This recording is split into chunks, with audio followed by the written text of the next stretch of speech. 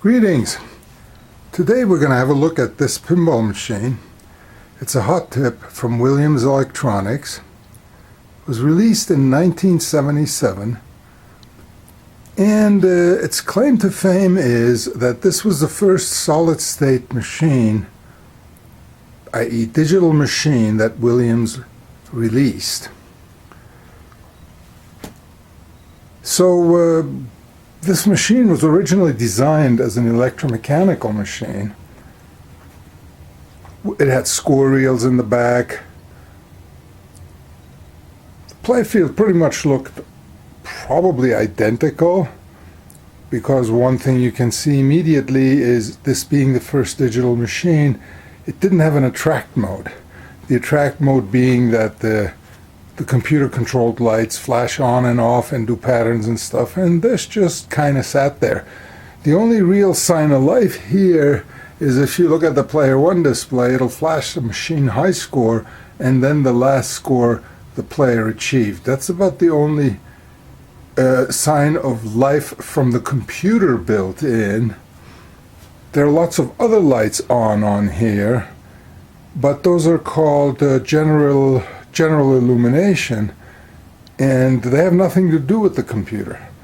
They come out of the 6.3 volts AC tap from the transformer.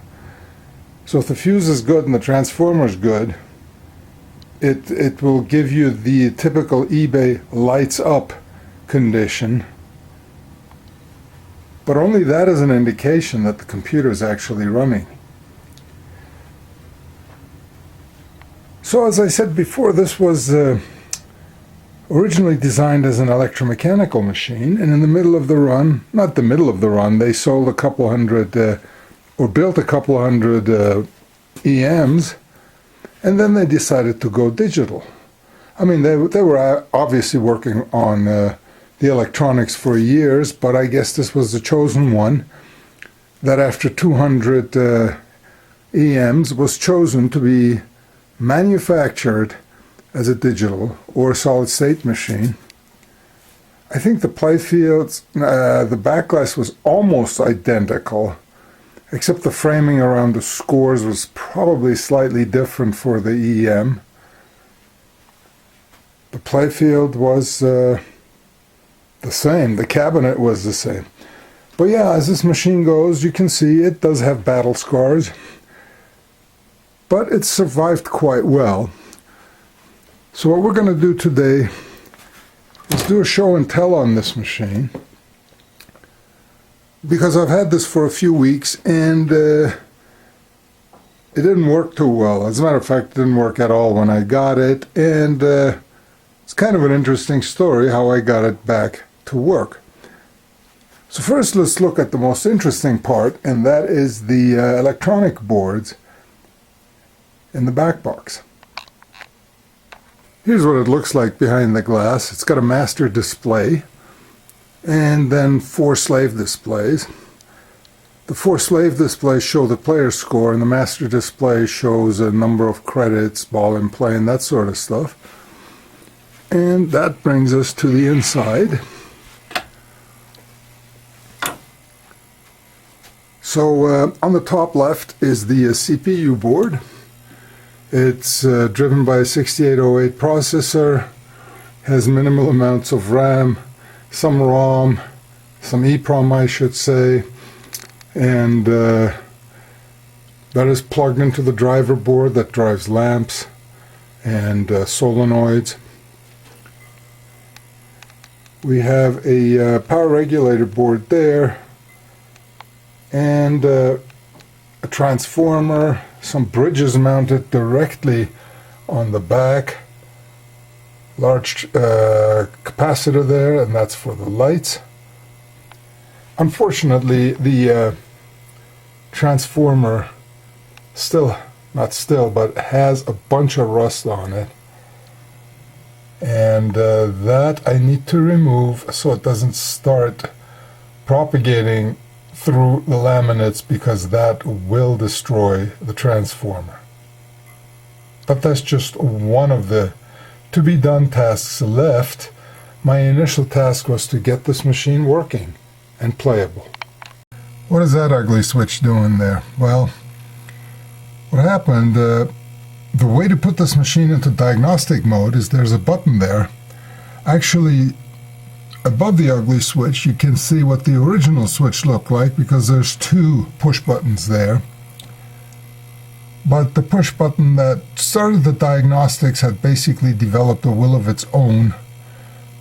My guess is that it was completely rusted on the inside, and its state was unknown. Its state would change even without shaking the machine, and that was the initial problem because the CPU board didn't run, and I was checking every place else and not looking at the switches. It turned out that that switch was bad, and of course I couldn't find a replacement where the form factor fit in here. And that's because the switch is a double pole single throw, so it's not a simple momentary on-off, but it actually has two poles on it. So what I did for now is I found this limit switch, and this is a double pole single throw, and it works great. It works much better than it looks. So the machine didn't work. I started at the power regulator, and surprisingly that was good. It was outputting good voltage. Well, the 5 volts was a bit low. It was 4.97, but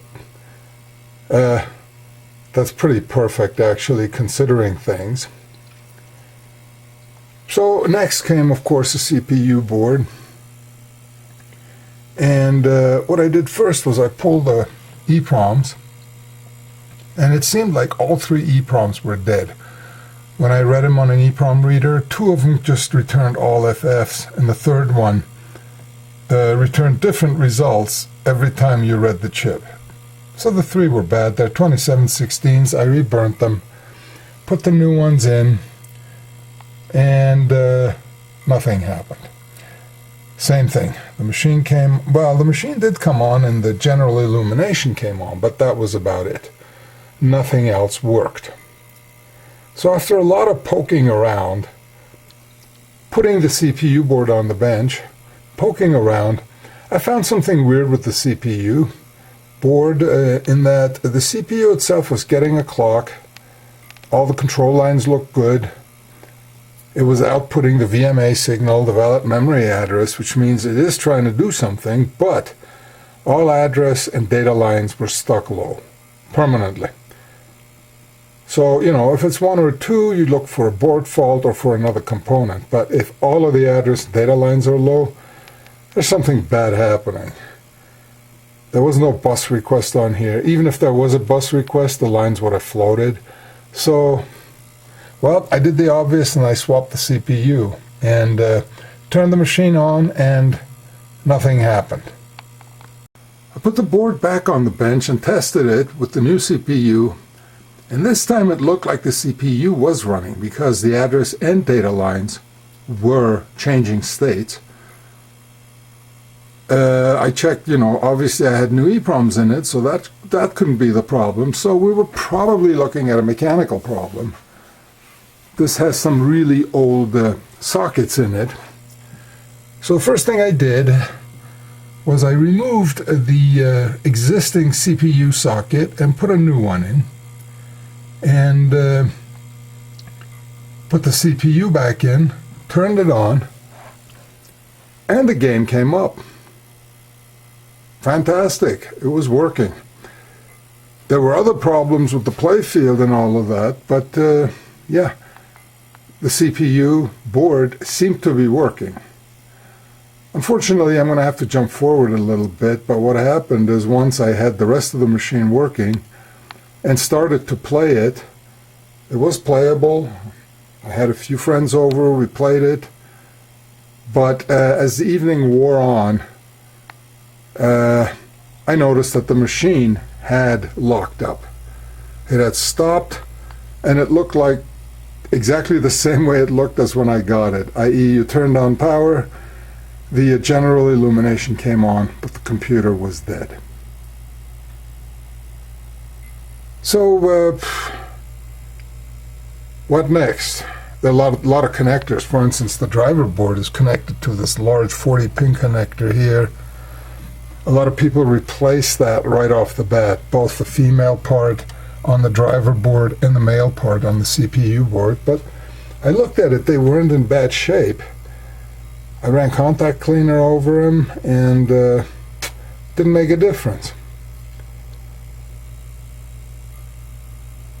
So the problem though, I got the machine to boot after power cycling it several times, but it got worse and worse. The machine would run about, in the end it ran about 30 seconds and then it would crash. So it looked like I was going to have to go in and start replacing all of the sockets. And these sockets don't come out easy. So I had an idea. So what I did was I let it sit for a while to resolve whatever was keeping it from powering it on.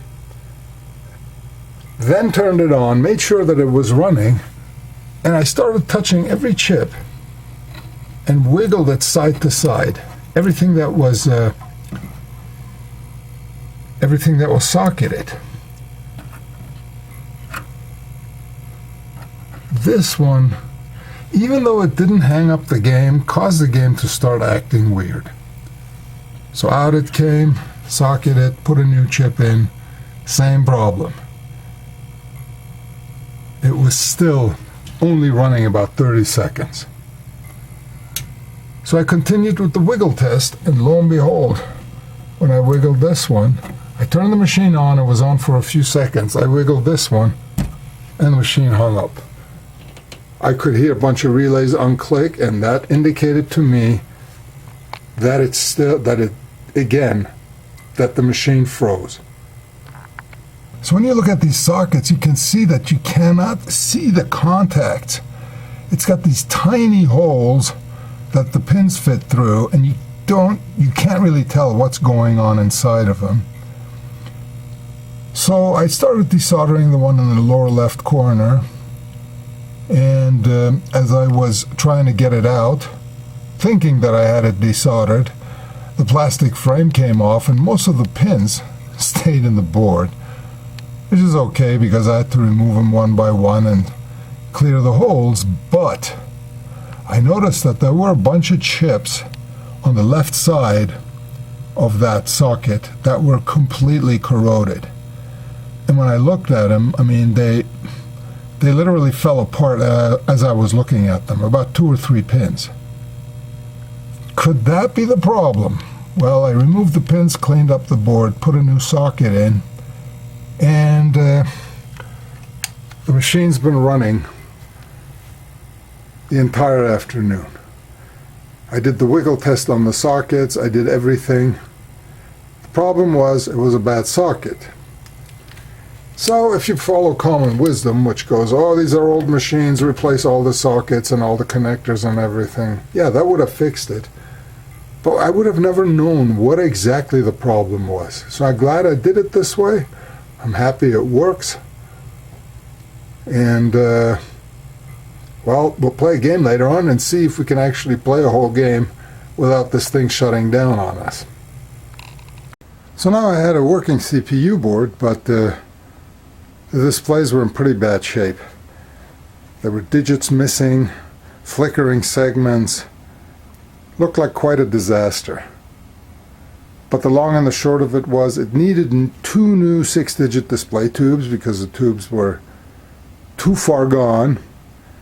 And the other problems were basically caused by the high voltage drivers that are sitting on this master display board. And after going through everything, I got them all working. They look quite nice, but that also took a while. I mean, none of the stuff so far in this machine was slam dunk.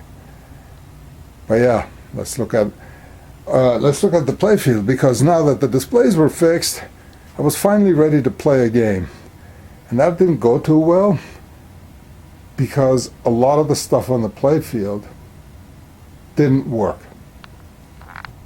And the reason for that was, once I lifted the Playfield and looked in there, this Playfield had been cannibalized pretty badly. The link portion of the flippers on both sides was missing. The solenoids were missing. A bunch of brackets were missing. Well, there was essentially no flipper. The slingshots were there and worked, but the switches were missing for the slingshots. Then things got better because the parts were there, and they just need switch cleanup and all of that stuff to make them work. But what was the sole pop bumper it had, even though it had the body on top of the playfield, pretty much everything under the playfield was gone. Had also been borrowed. So I had to go on a hunt for parts. You know, beg, buy, and borrow. Fortunately, the drop target assemblies were complete and only needed cleanup. They didn't work because they were so dirty. The contacts on these little PCBs underneath them were so dirty, so coated with old grease. The grease had become a perfect insulator, and even though even the sliding action of the contacts couldn't get through the grease. So it was a lot of dirt, a lot of missing parts, but we got to the point where the playfield was complete.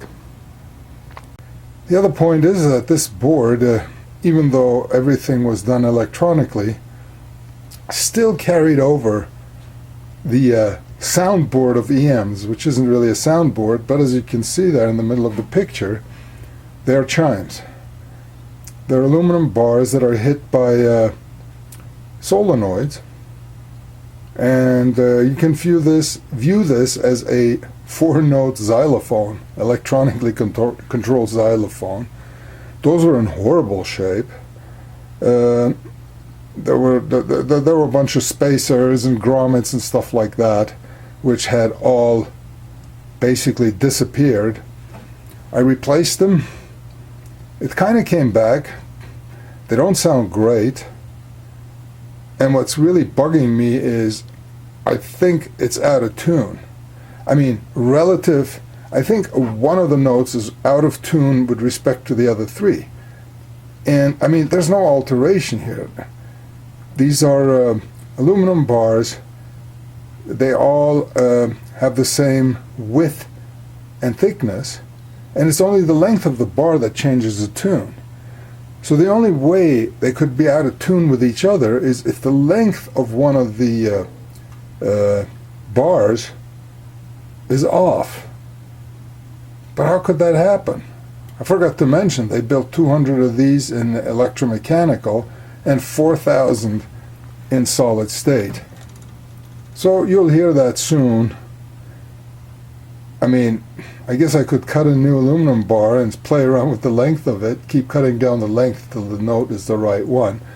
But I'm not going to do that because I'm going to leave it original, sounding out of tune. But that's the inside of the cabinet. Looked pretty good. The only other thing is this thing here, which they call a noisemaker, and that's basically a score reel without numbers on it, and it just makes the clicking noise that every time a score, your score changes. And I think they kind of figured, they were going to have to ease people into digital machines, so they still gave them the old chime sounds and the clicking noise that the score reels created. Even though it's kind of useless because I don't think it really adds a whole lot because the chimes are so much louder than the clicky noise that this wheel makes. But I guess that's the way it was. Of course, later on they switched over to electronic soundboards, and starting with bleeps and blops and then getting more sophisticated. But this is how it came out of the gate. This is the credit knocker that makes a loud noise when you get a free game or when you put a coin in it. It's of course louder when it's not done with your finger. And then they also had a buzzer here. And that buzzer is basically, if you tilt the machine, that buzzer makes noise.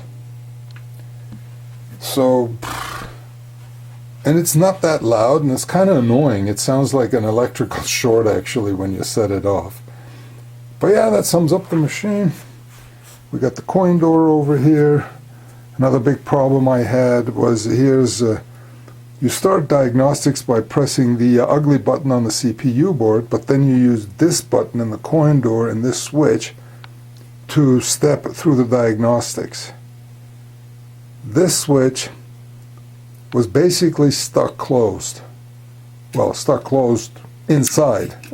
You could switch it back and forth all you wanted, but things were just not acting properly when in diagnostics, and finally I measured it and I found that the switch was stuck in the on position.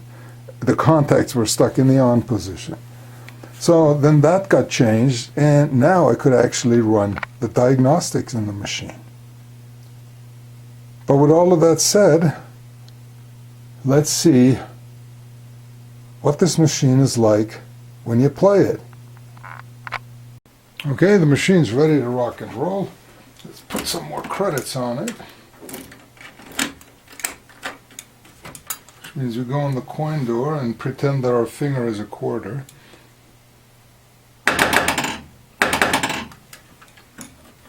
you heard that knocking sound for every credit we got. So we got plenty of credits now. Alright, here we go.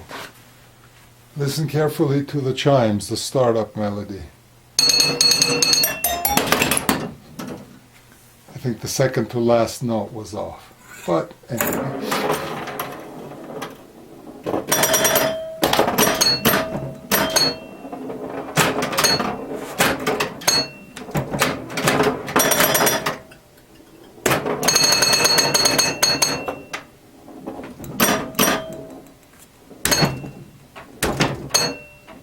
Oh, come on.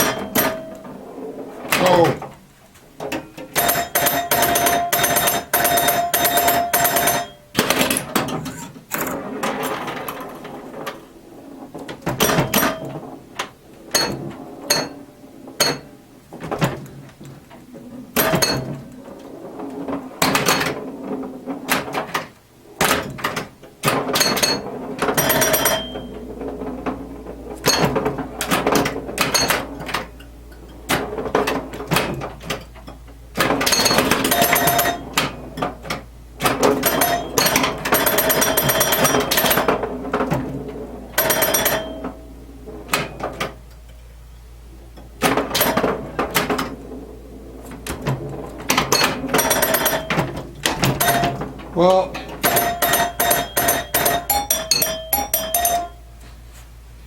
yeah, that sounded a little bit out of tune too, right there. Well, there you have it. This was safe from the landfill because the condition it was in electrically, most people would have probably passed it by, and it would have ended up in the landfill, which sadly a lot of these did. Now lately with high pinball prices, people will think twice, but when machines have this many problems, they don't want to pay to get them fixed, and they can't fix them themselves. So off to the landfill they go. Well, not this one. This ain't going nowhere. Thanks for watching. Please like and subscribe, and hit the notification button so you're always updated on what is happening newly at Artifact, and we'll see you real soon.